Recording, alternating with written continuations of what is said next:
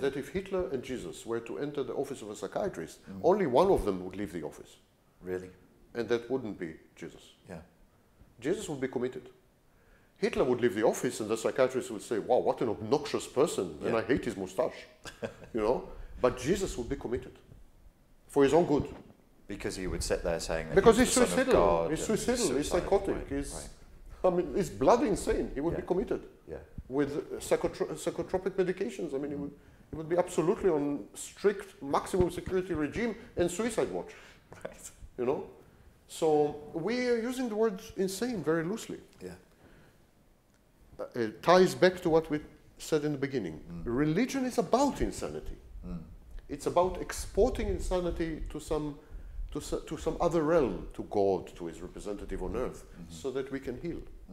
Of course Jesus is insane, because he carries our insanity. He is the receptacle of all our sins, all our deficiencies, all our fallibility, and of course all our insanity. Of course he became insane. Yeah. I mean, who wouldn't? Yeah. Especially among the Jews. So I think I read somewhere that you said that Hitler is a man turned inside out. Inverted. Inverted, sorry. Not man, but saint. Inverted saint. Right. Because Hitler, of course, established a religion, exactly like Jesus, and presented himself as a saint. Hitler's self-depiction in numerous speeches and interviews he gave and so is exactly as, for example, St. Francis would describe himself. Hitler says, I sacrifice myself for the good of others, nation. I never got married because I'm married to my cause. You know, I represent the force of history, which is equivalent of God. He didn't talk about God, although he mentioned God from time to time, by the way, and so on. So when you read, for example, Confessions by St. Augustine and interviews by Hitler, they're using identical language, absolutely identical language, about themselves. Right. Hitler regarded himself as a sacrificial lamb. He had no family, he had no children, he had no life. All his time was dedicated to Germany. He knew that he was going to die. I mean, he said so. If I fail, I'm doomed. And so there were many elements which are reminiscent of a classical, at least Catholic saint, and even of Jesus. It is no wonder that the two best-selling figures, as far as books, for example, are Hitler and Jesus, not Stalin, not, you know. Jesus sells the most books, Hitler is number 2, right. which explains why he killed the Jews. So, Amazon ranking, Amazon ranking, bloody hell. So, it's not an accident, because people feel, although they would never verbalize it like I'm doing, people feel the affinity between Jesus and Hitler. Yeah. While Hitler is the total darkness and total evil, Jesus is total light and total good, but they are both aspects of humanity, and definitely aspects of God. Definitely aspects of God. Of course, if you look at Nazi texts, Nazi rituals, Nazi ceremonies, Nazi symbology, it's utterly religious. It's a religion, absolutely religion. Hitler would come to most of his rallies from the sky. He would come with an airplane, landing at the rally. Right. We have a famous rally in Nuremberg, which was shot by Riefenstahl. Riefenstahl was a movie director who admired Hitler, probably was infatuated with him, and so on and so forth. And she shows Hitler, there was a rally, and there's a landing strip leading into the rally, like there's a million readouts around with SS insignia and so on, and there's this, and Hitler comes with an airplane. So he comes from the sky, and he lands amongst them, and they're all like, you know, it's absolute religious symbology. I mean, God has landed. It's amazing. You know? So we have this in Nazism, much less in communism, much less. Even Stalin, who was, you know, God, admired as a divinity, didn't have this. Right. There were no religious overtones with Stalin or Mao, for example. No religious overtone. But yes, with Hitler, absolutely. And that's why I chose Hitler when I analyze inverted sainthood. Because I think inverted sainthood is a principle in politics. Right. Dictators, authoritarian figures, even orange-haired authoritarian figures like Donald Trump, they use inverted sainthood. What they're telling the masses is that I'm a self-sacrificial lamb. I'm look at me. I mean, Donald Trump in his speeches keeps saying, did I really need this? I don't need this. I have money. I don't need, I'm doing this for you. I'm sacrificing myself and my family for you, you know. And there is this element of self-denial, of self-sacrifice, of, you know. And Donald Trump says also openly, I mean, it's, again, by the end of Donald Trump's presidency, which I am terrified to say would take another 6 years. You think? Yes. By the end of Donald Trump's presidency, there will be books about the religious overtones of his presidency and the movement which is developing right now. Yeah. This is it. It's not the end. It's the beginning. Right. People talk about dynasty. Can you believe this? People say he should appoint his son. He should eliminate the 2 terms limit. People, I mean, like thousands of people. Really? I mean, it's fucking frightening what's happening there. And when you listen to his speeches, for example, all the elements are there of religion. So I'm sacrificing myself, sacrificing my family, and so on. I didn't need this, I'm doing this for you. But he also says, for example, I found a few speeches where he says, you all made mistakes. The previous administrations made mistakes with NAFTA, with this, with that. It is I who should suffer these mistakes. I now have to suffer the consequences of your mistakes. He openly says it.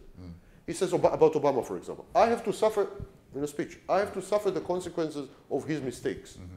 And I have to take on the pain and, you know, of everything you've been doing wrong for 40 years. You know? So like, what is it? It's exactly Jesus. I'm taking on your sins, you know. Yeah.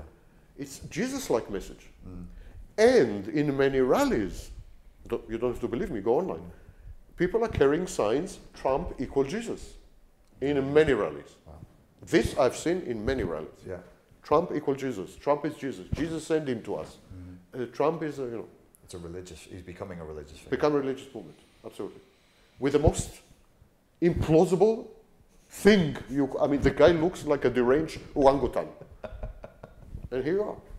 And you think Hitler looked better? I mean, Hitler was... Yeah, very odd-looking. Odd-looking, crippled midget. I mean, it's bizarre what people latch onto. I mean, it's insane. Yeah. It seems that it's the power of the word. If you just say the right button, push button words, it doesn't matter at all who you are, how you look, I mean, what's your history? Hitler had no history. He was not even German. I mean, just push the right buttons. And I suppose you'd agree with the hypothesis then that Germany was absolutely ready for a Hitler. Hitler didn't create the Germany that followed him. He just responded to what the scene that was already there. I think it's a mixture. Yes, Germany absolutely was ready for a Hitler-like leader, but there was a possibility that I mean, there had to be a Hitler. It had to be that personality. Right. If Hitler hadn't come along, I don't know if they would have ended up with another Hitler, because I know if there was another Hitler. Okay. But they were ready for a Hitler. Yes. Okay. They were like, the willingness, the substrate was there, the willingness, the waiting was there. But there had to be a Hitler. So it's a match of specific personality and specific circumstances that await the personality. This perfect fusion that makes it, these moments in history, the perfect match. You don't have this with Macron or with Angela Merkel, but there's a perfect match. Yeah. And this perfect storm is what produces great moments in history, for better and for worse. Yes. And when you look closely at the lives of all these saints, secular saints, real saints, I mean, a lot of it is this perfect match. A lot. Gandhi was far from a saint. I mean, to use another statement, pedophile among many other things. Really? Really. So, you know, but it was Gandhi. It was a perfect match. Yeah. He dressed the role. But the guy was a lawyer in South Africa. I always find that a little bit irritating when people talk about him. I'm like, that's a costume. That is it's totally a costume. It's role play. Because it was role play, yeah. Because there's loads of pictures of him dressed as a. Are you kidding me? The guy was a lawyer. The guy was a lawyer until his 48th year in South Africa. 3 vested suits and pinstripes and what is this nonsense? I mean, the guy was role playing. Yeah, he knew what India needed to see. They needed to see role playing. And Mother Teresa the same. I mean, they're all actors. Yes. And in this sense, of course, they're all highly narcissistic. Right. All. With no exception. Jesus included. They're all highly narcissistic.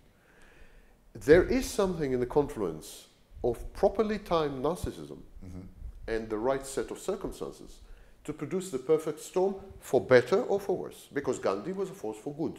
No one says that he, he was a force for good. Absolutely. But you needed this confluence. Yeah. It's perfect storm. And so Donald Trump is one of them, and so on.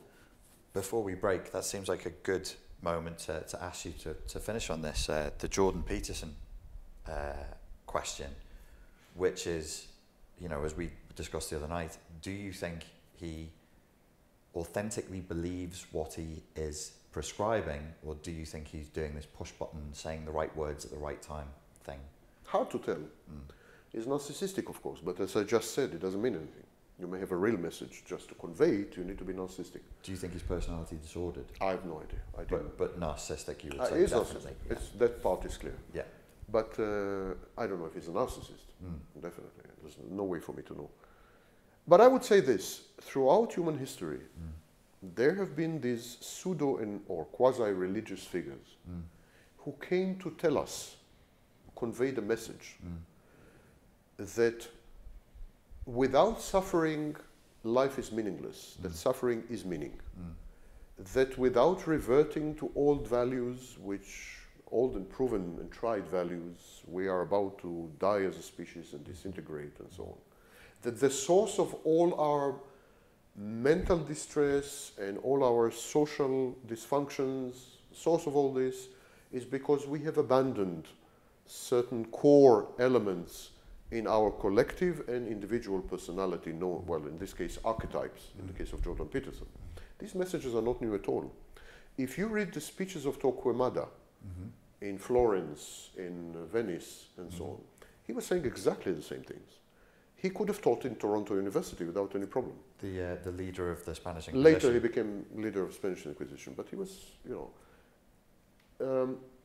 religious leaders throughout history, some religious leaders were saying exactly the same things. Right. There's nothing, in other words, there's nothing new in Jordan Peterson's message. So there's always been people throughout history saying the times are corrupt. What we need is to go back to traditional values, to the utopian previous era that we all were feeling. And exactly like Torquemada used the intellectuals of his time to substantiate his thesis, Jordan Peterson is using the intellectuals of his time, like Jung, to substantiate it. Jung was a nutcase. I mean, the last 20, 30 years of his life, Jung was insane. Really? Literally insane. Like psychotic? Out of his mind. I mean, the guy was talking about UFOs. I mean, give me a break. Jung started off competing with Freud. Yeah. Created an interesting body of thought, more literary than scientific, mind you, about the human condition and human psychology. And some of these thoughts merit serious consideration and are interesting and even testable. You can conduct experiments to test them. But that was early Jung. Late Jung became an oddity. I mean, he was talking about witchcraft and UFOs visiting Earth, and I don't know. I mean, today the guy would be mocked on every conceivable forum, But because it was Jung, and because people in the 60s were as insane as he was, I mean, then New Age started and so on. So Jordan Peterson is using his authority, ostensible authority, like Torquemada and like others that I can name. Savonarola in Firenze, for example. Savonarola was exactly Jordan Peterson. Savonarola said, listen, we must go back to traditional gender roles. We must go back to old ways of doing things, another word for archetypes. We must suffer because our suffering, like Jesus, our suffering gives meaning to our life. Life is suffering, but also through suffering we gain, everything. It's Jordan Peterson. Who was that guy that you just Savonarola was an inquisitor. Another inquisition. Another inquisitor. You're comparing Jordan Peterson. Torquemada was Spanish. Right. Torquemada was Spanish, but his lectures and speeches were being read in Italy. Okay. So he never actually went to Italy. But the guy who was in Italy, who was kind of the local inquisitor, was Savonarola. And Savonarola was giving these speeches. And had Savonarola lived, he would have sued Jordan Peterson for plagiarism. Because it's the same. Yeah. Same message. Jordan Peterson is sophisticated, he's a professor, whatever that means. He's, you know, and he sounds as though all these people sound as though they have access to some privileged knowledge that they consent and condescend to give to us, so as to better our lives and enlighten us, which immediately makes me suspicious of people. I mean, the minute I come across someone who claims to have discovered the key to life and the secret to happiness, and that he has privileged information that he is willing to share with us from his elevated perch, I become instantly inured to him and to the message.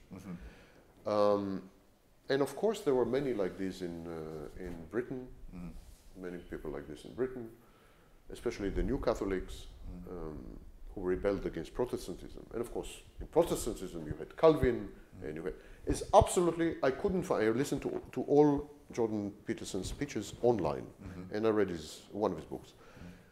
I couldn't find anything original there. I did find someone who was very savvy at pushing the buttons of anxiety, of dislocation, of disorientation, of fear, of insecurity, of very savvy, combining expertly, sowing discontent and even phobia. Like, am I really fucking with God? I mean, is that a good idea to fuck with God? Is feminism really a corruption of the social order? Should we go back to, like a woman, you know, as a woman, should I go really back to husband, children, and kitchen, like Hitler? Oh, by the way, that was Hitler's favorite. KKK. KKK means kitchen, church, and children. And it was called KKK? KKK. Okay. Like Kokusan. They all come up with this identical acronym. So a woman listening to Jordan Peterson would be destabilized, like, am I doing the right thing? Is it okay? Should I go back? So he's pushing all the buttons of, anyhow people feel ill at ease, because it's a period of transition, which maybe we should discuss. We really need to. It's a period of transition. Gender roles are changing, everything. I mean, people feel utterly floating in space, dislocated, disoriented, miserable. And here comes this guy and tells them, listen, I know why. I know why. Not only I know why, I'll tell you what you have to do. Yeah, he has the prescription. I'm prescriptive. I'm not only like all the other retards, just telling you what's wrong. You know what's wrong. I'm telling you how to solve it. Right. The presumption of a single individual to have the cure to all social and individual ills is nauseating. I find him nauseating. Not because of what he says, with which I strongly disagree. But it's okay. That's legitimate to disagree. Actually, I would be fertilized and intellectually fertilized by someone like that who presents, you know, an opposing view. But I find his style nauseating, and his cunning. I don't know if this cunning is intentional. I suspect that maybe it's not. But he is cunning, bordering on psychopathic. This is precisely what psychopaths do. Psychopaths have cold empathy. When I look at a guy like Jordan Peterson, I said that he's bordering psychopath because what do psychopaths do? A psychopath would sit opposite you and use cold empathy. Cold empathy is empathy. I was the first to suggest that narcissists and psychopaths have empathy. That this criteria is totally wrong. Only their type of empathy, their variant of empathy, is very different to a normal empathy. Because normal empathy has three components: reflexive, emotional, and cognitive. A baby has reflexive empathy, smiles at you when you smile. And then there's the cognitive empathy, which says, oh, Richard is bleeding, he must suffer, he's in pain. And then there's emotional empathy, which is Richard is bleeding, he's in pain, I feel in pain. I am putting myself in his shoes. I mean, I would have felt in pain, and so on and so forth. I feel a little guilty that you're in pain, I'm not in pain, and so on. This is a healthy person. I wouldn't feel guilty at all if you were in pain. Don't misunderstand. So, I'd feel elation. Elated, That you're in pain, not me. Better you than me. No, but cold empathy is the reflexive and the cognitive without the emotional part.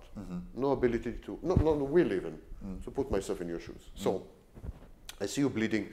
I say, reflexively, I'm like, alerted, that's flight and fight response and so on. Why are you bleeding? Who attacked you? Where's the tiger? You know? And then there's a cognitive element saying, Richard is bleeding, he's in pain. So I can identify a state of mind. And that whole thing is called theory of mind. Yeah. I have a theory of mind about us. Okay. A psychopath. A therapist. That's a Freudian slip right there. Interchangeable. A psychopath has cold empathy. He scans you and he says, where's the tiger? Reflexive empathy. Yeah. Richard is his bleeding is in pain. That's where it stops. There's no emotion. He doesn't say, wow, Richard is in pain, I'm in pain, that's horrible. Yeah. There's no emotion there. Yeah. The next stage is the psychopath says, he's in pain, can I steal his wallet? You know? I mean, the next thing is to translate the knowledge gleaned via cold empathy on how to use and leverage your vulnerabilities for my own benefit. Yes. It's goal-oriented, very goal-oriented. It's machine-like. Yes. It's not human at all. It's like, how can I use your weaknesses, chinks in the armor, vulnerabilities for my benefit? And to some extent, that's what Jordan Peterson is doing. Yeah. He's kind of scanning with cold empathy everyone, the collective. He says, the collective has these vulnerabilities and weaknesses and fears and unease and, you know, insecurities and uncertainties. And how can I leverage it to my benefit, you know? Right. Perhaps by telling them that I have the solution, or perhaps by alluding to the fact that I might have a solution. Yeah. And perhaps, and so on. Yeah. So I never did this. Right. I swear to you, I'm a narcissist. And I wrote a book about narcissism. But I never did this. I never came to people and told them, listen, I have this privileged information about narcissism and now I'm going to cure all your ills and all the social ills and all that. So I never crossed that boundary of pretending that I can heal and cure. It's disingenuous, isn't it? It's disingenuous.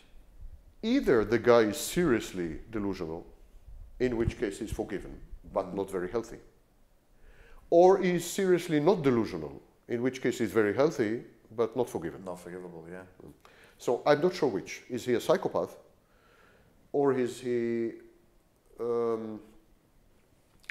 megalomaniacal, delusional, grandiose narcissist? I think he's... I don't know which. I would lean with that conclusion. I mean, I've listened to hours of him and I've tried reading his books. I actually gave up on the last book because of that. What you just mentioned is this overarching sense of an agenda. And I'm like, I feel very much like this guy isn't telling me what he really means. There's an iceberg effect here. I feel like this is the tip of the iceberg. He's presenting me with a series of conclusions that I can't argue with. And then there's and so therefore, and it's the so therefore. I see your conclusions, they seem logical.